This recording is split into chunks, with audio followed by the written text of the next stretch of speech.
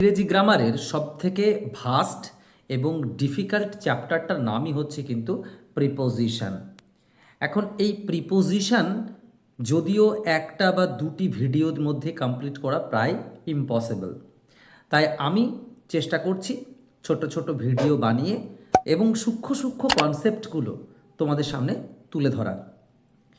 Welcome to দাদার class ঘর।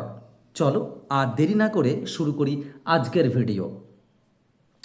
প্রথমেই একটা সংজ্ঞা আমাদের জানা উচিত, সেটা হচ্ছে a preposition is a word that shows the relationship between a noun অথবা প্রোনাউন হতে পারে and other word in a sentence.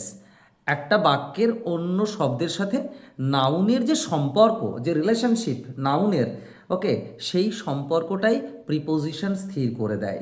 ওকে, এখন একটা বিড়াল যদি আমি বলি আ cat is on the table, নাকি আন্ডার দ্য টেবিল, নাকি বিসাইড দ্য টেবিল, নাকি নিয়ার দ্য টেবিল, এটা ঠিক করে দেয়।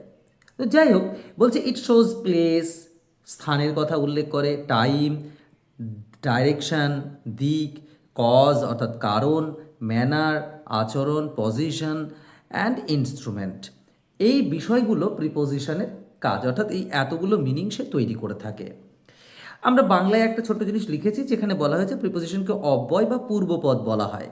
পূর্বপদ কেন? কারণ হচ্ছে সে নাউনের আগে বসে এবং নামের আগে বসে বাক্যের বাকি অংশের সঙ্গে সম্পর্ক দেখায়। এটাই হচ্ছে প্রিপোজিশনের অ্যাকচুয়ালি ডেফিনেশন।